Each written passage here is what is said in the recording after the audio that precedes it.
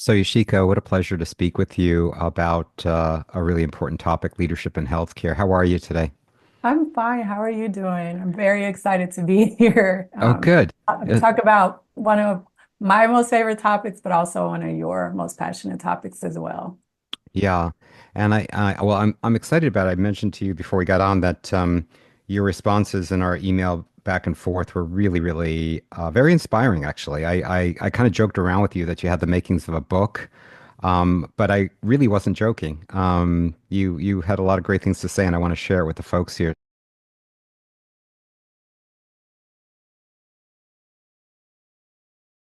Having been in healthcare for so many years and different uh, types of healthcare organizations, how, as you've observed leadership, how big an issue is leadership? Why is it important to you? Why is it important to us? It is a huge issue from what I see. Because I'm not attached to one healthcare organization, I have the pleasure of going in, and usually, right, going in when they have a problem that has gotten Mhm. so big, it has now become urgent. But because I'm not attached to the organization, I'm able to really get down deep and talk to the staff and examine organizations in ways that maybe because they're in it so deeply, they don't often see the deeper root issues of what's going on, or that slow erosion that might happen with the team. And 9 times out of 10, when I'm digging in deep, it is about leadership. And it's not to say, because I'm a healthcare leader as well, it's not Mhm. to say that we as healthcare leaders are the problem, but because we have such systemic problems around burnout, around the way that we don't have adequate training and leadership, the way that we don't learn to think more critically or innovate or pivot, I think that all of those do us a disservice in actually serving our staff and our patients. So I think that we're the cause and the effect sometimes of the issues that I see. Mhm.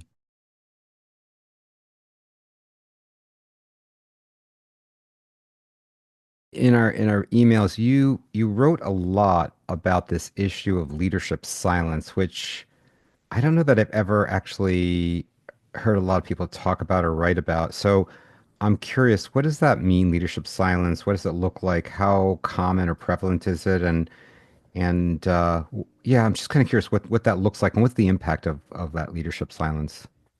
So leadership silence, the way I see it on my end, is when I'm going into these different organizations, they're not unaware that there's an issue. They know that things have been going on and they've been going on for a very long time, but because of various factors, nobody, wouldn't say nobody, most leaders and even frontline staff are not they don't feel comfortable speaking up.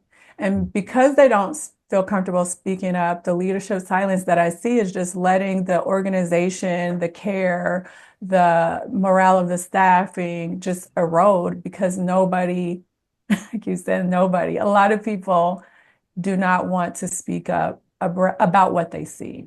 Hmm. And what types of things are people do you have like big buckets of things that people are just being silent about? What kinds of issues? Oh, for sure. Silence about mistakes.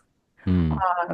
If a mistake is made, nobody wants it to be reported on their watch. And so, because of that, there are quick fixes, or I've seen things get swept under the rug, or issues get minimized instead of actually bringing them out so that we could do some brainstorming and systems thinking on how we can avoid those problems in the future. Hmm. So that's one way I see it. Um, Psychological safety. There's a lot of bullying still going on behind the scenes, some of it historical within healthcare. A lot of us, whether you be a provider that has had to deal with hazing throughout your career to get to where you are now as out of school and providing the care, or we hear about nurses eating their young. There's a level of lack of psychological safety around speaking up. I also think that burnout has a lot to do with silence. I think that because our resources are more thin, however, the acuity and the work is going up, the burnout that we feel as leaders makes us feel like we can't take on any more problems. Mm, We're just trying to get through the day. We're mm, just trying to make sure we can get from point A to point B to point C. And anything else that's going to make us have to do more work or dig deeper or deal with issues that are stressful, I think that a lot of people are lacking the capacity and the resilience right now to even speak up when they know that they should. mhm.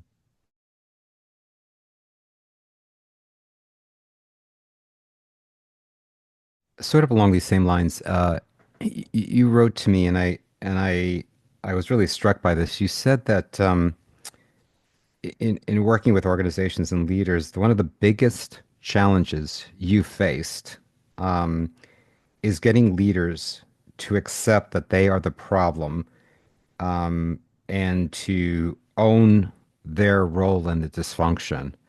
And you went on to say that, you get a lot of requests for trainings and programs and initiatives and culture change and all that, but the real underlying root problems are often not addressed. And the training is kind of seen as a cover up or band-aid. And even within that, it's often the leader that has responsibility that they're not either seeing or willing to take, to own. So I'm curious, what does that look like? Do you have an example of that or a story or something you could share? Right. So I think what I witness the most Hmm. in leaders that are struggling is the fact that we invest in our education for a very long time. We get very, very technical around what it is that we learn, whether that be business, whether we started off as nurses, doctors, what have you. Hmm. And because we have the technical skill and the ability in whatever it is that we learned, we continue to progress as leaders because, hey, you did this well. So let's put you into this high profile leadership role. And I think that because we are all taught to be competitive on a more academic level, what I think happens is we don't often question, do we actually have the knowledge and the skills that are needed to be great leaders? And so we think that because we've climbed a ladder and because we've gained the education and the technical skill, that that's all that's needed to be a leader. And Mm, it takes a lot of self-examination and introspection to mm, realize that leadership is more than the knowledge and it's more than the technical experience. It is also an embodiment of a feeling, of an emotional intelligence, of how you inspire people to fall within the mission and the vision of your organization, your department, what have you. mm, And so, because there's a lack there, even when I'm called in to do leadership development, I focus more on high performance leadership, which is the neuropsychology behind becoming that person that's going to embody those traits to be a better leader from the inside out, right? Because if mm. you do that energetically, you inspire people. But I think that what healthcare continues to want to do is let's just go with these basic skills, crucial conversations, how to communicate more effectively, time management, all of the things. When in actuality, I think that if we took it Mm. to a deeper level, I think, especially because we are heart centered and leading from that space, we would find that healthcare in general would change and leadership in general would change. Yeah, I think that some of the skills you were just talking sound like, management skills. And I think you're right. I think leadership and management often get conflated. And Yeah. um, yeah, that's really helpful. We all can have the education and the technical experience to make sure that things get from the day-to-day perspective moved in the right direction and moved in the right direction successfully. But again, the energetics behind being a leader, I think is something that we don't understand because it comes from the being and the embodiment of who the person is. For instance, I can go into an organization, and if there's leaders that are psychologically unsafe, they don't want to listen to frontline staff, they don't want to innovate, they don't want to change, they want to be very closed-minded, and I'm trying to teach them communication skills. I don't even think that the investment that healthcare organizations and, organizations in general that when they invest in leadership, I don't even think they understand that if the person doesn't have that embodiment and that self introspection to want to communicate better, that even learning that skill would integrate into the way that they deliver their leadership.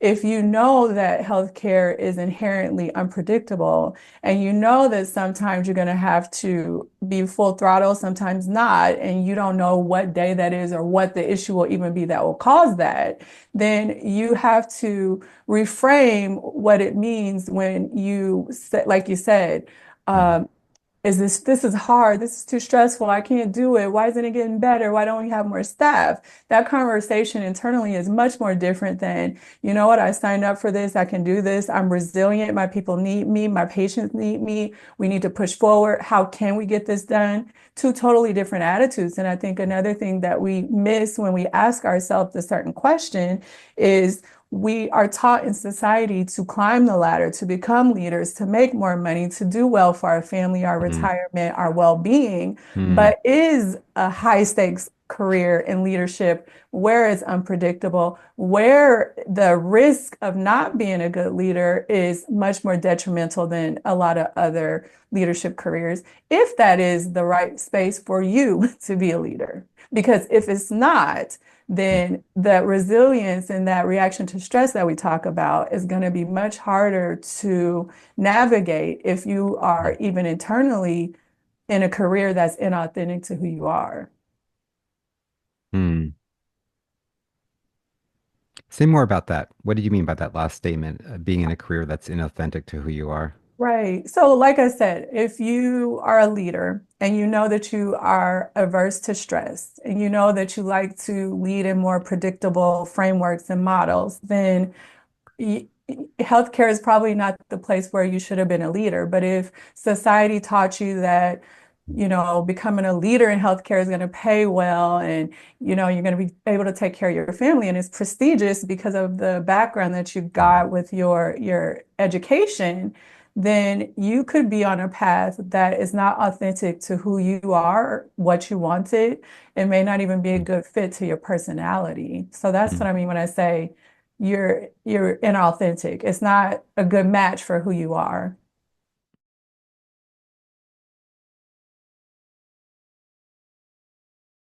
Just in general, what would have been sort of an example of a initiative or problem you addressed, and what kind of approaches do you take to it? Like, how do you go about your work, I guess? Yeah, it's different for every organization. I'm going to be very candid. I find that when I go from the top leadership perspective and I say, hey, are you having any of these issues? Do you need help with what I do? They will, no, no, no, we're good. Everything's great. Even though I know it's not because, sometimes you can check like the Medicare, Medicaid hits and all that. And you can see it's publicly available what's going on behind the scenes. But I often find that if I go in, like for instance, I went up to a hospital in the Pacific Northwest and I did a lot of observing. So they invited me in, and at first everybody's like, why are you here? But they also, because I'm more detached, like I mentioned earlier, eventually they start to open up.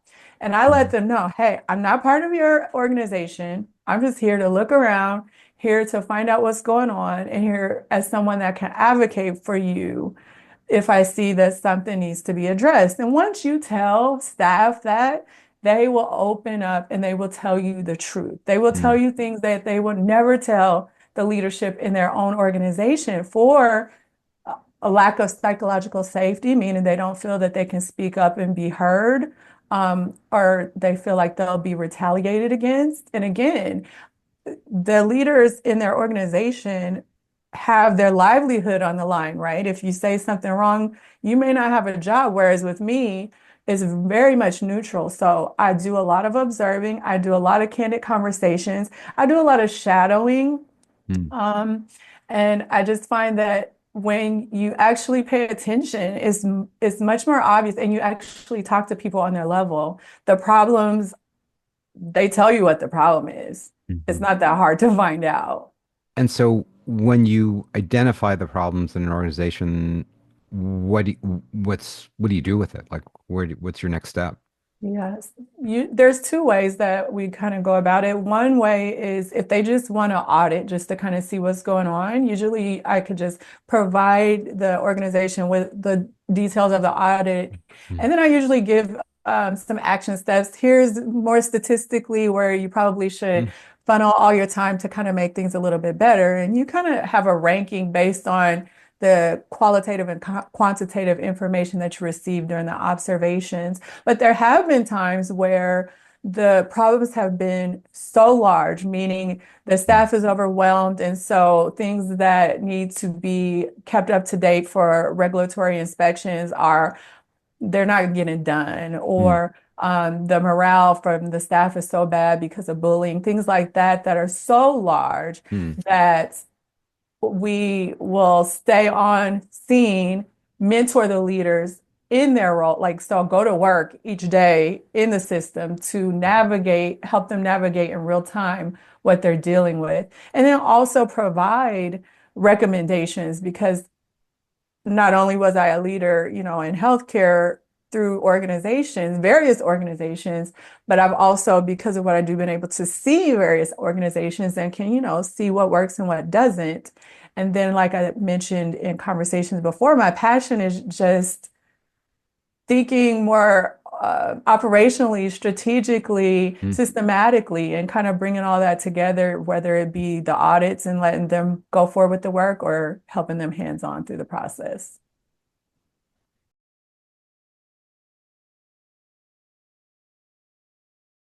And what are some, when you do work with a manager or executive, what are some of the leadership skills you find are the ones you tend to find people are in need of developing? Thinking. I don't think we know how to think. I think that we think that we're smart. And I think that because we have a lot of mental activity generated around the things that we do, we think that we're thinking. But I honestly think that there is a lack of thinking, specifically strategic thinking when it comes to leadership. So it's hard for people Mm, to understand that you don't work in a silo and it's not about what you're technically good at. How are the issues that you're dealing with in your organization or your department interconnected? If you think that the problem is low staffing, is the answer really to hire more staff? Or why are people going to your competitors and not wanting to work with you? mm, And they may say money, but we all know, and we probably may have done it ourselves, where we stayed at organizations that had great mission and vision alignment, but maybe didn't pay as well, and we stayed there. So it's not money, but so I think we don't think deeply enough to get to the root cause of the issue. mm. Think that we don't collaborate enough. There are leadership meetings with different disciplines, but I still think that we do the work in silos. There's not this collaboration of, hey, I'm going to do this, you do that, and you do this, and then we all come together and we see how that impacts us all as a whole. I think we are still very reactionary and not proactive. And I think that a lot of people don't know how to see past the day to day. So, Mhm. these are just all, it's just linear thinking and not enough systems thinking in the leadership that I see. Hmm. What do you think about the issue of listening? You Oh. c- Listening is hard, right? Because we think that we are great listeners, but this is something that really Mhm. chaps me. You go into a meeting, a leadership meeting, and we all think we're good listeners and we're engaged and we're going to make change, but half of the people are on their laptop, typing, answering their emails and stuff. And I Yes. think that again, if you're doing due respect to leadership and you're doing due respect to the patients that walk through our door, then part of that is being present in what it is that you're doing in that moment. Mm. And so I think that that's a big, probably a a big thing that we need to look at and we need to address. Yeah. And Present.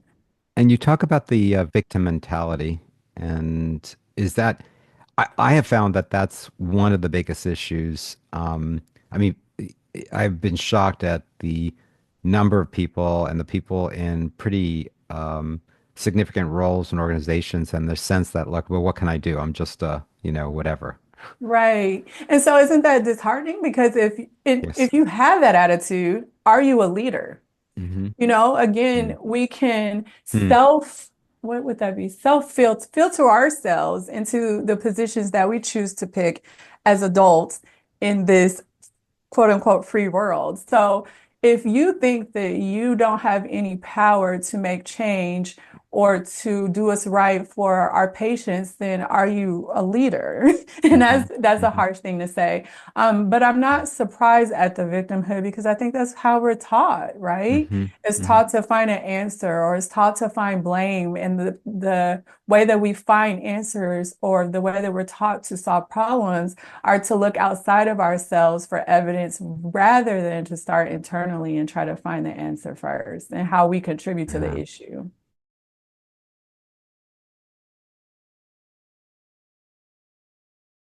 Number one being the lack of self-awareness. And I Mm. think that, again, a lot of times we think being a leader is a role, is a position, but I would encourage your listeners to think about if you go do some deep introspection on where it is in the position that you hold, is it in alignment with you being a true leader? Are you really showing up embodying leadership rather than just fulfilling a role? And then number two, I think that, and that also adds to the empowered feeling of not having that powerlessness.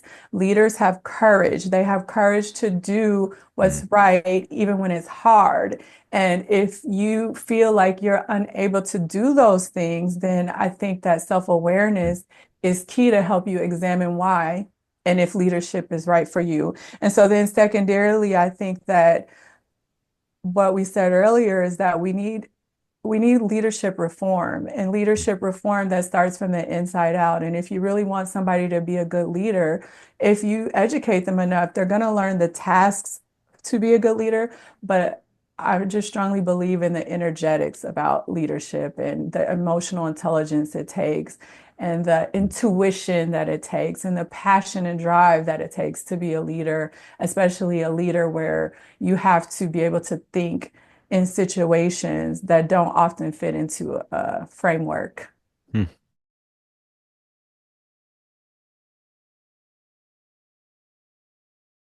What's helped you the most in your leadership? I'm curious. What's helped you maintain all the things you were talking about? How do you keep your leadership mindset and heart set? I think the thing that drives me forward the most is knowing that people count on me and Mm. knowing that people count on me in a role that is important. We're dealing with lives here, Hmm. not just the livelihood of the staff that we lead, but the patients that walk through the door. And I take that very seriously. If I'm going to be a leader in healthcare, I am going to make sure I show up and I lead. And so it's just the internal philosophy of value that I have that whatever I do, I'm going to do it right. And so I think that that drives me forward the most. And what keeps me going is learning about leadership, learning about great leaders, not Mm. necessarily leaders in healthcare, but leaders of the past, Mm. current leaders that are dealing with things that are maybe way different, but just as stressful and just as detrimental. And what can I pull from them to make sure that I'm effective in the way that I do things and innovative in the way that I do things. So I'm not burning out or I'm not boxing myself into a silo and Mm. not being able to create the impact that I take so seriously by calling myself a leader. Oh, that's great. Last question. Who's your favorite leader or a couple of favorite leaders? One of my favorite leaders, her name was Barbara Treherne. She Mm. started off as at Group Health in Seattle. It was like a grassroots organization that built themselves up from, serving the community and then eventually becoming clinics in that area. They were eventually bought out by Kaiser Washington, but I liked her because from the time that she became a nurse until the time that she, you know, took her last breath, she also embodied leadership. This Mm. woman could walk into a room and Wow. you just knew that she knew what she was doing. She knew what she was saying. She took it seriously. You weren't going to take advantage of her patients, but you were also not going to take advantage of her leaders. She was always learning, she was always growing. She wasn't a person that, you know, how we kind of Monday morning quarterback and we can look from the future, or no, how do you say? We can look back on something and we can kind of say, oh, we should have did this, this, and this, and this. She actually contributed to the betterment through her leadership, her embodiment, and, you know, through education, spreading the message, writing articles, doing research, Mm. things that push us forward to be better leaders. So she passed away, I think, a few years ago, but very influential to me. Oh, that's so great. Thank you for sharing that, Yashika. And thank you so much again. What a pleasure speaking with you. No Good luck with problem. everything. Thank you for having me. Take care. Bye Bye bye. bye.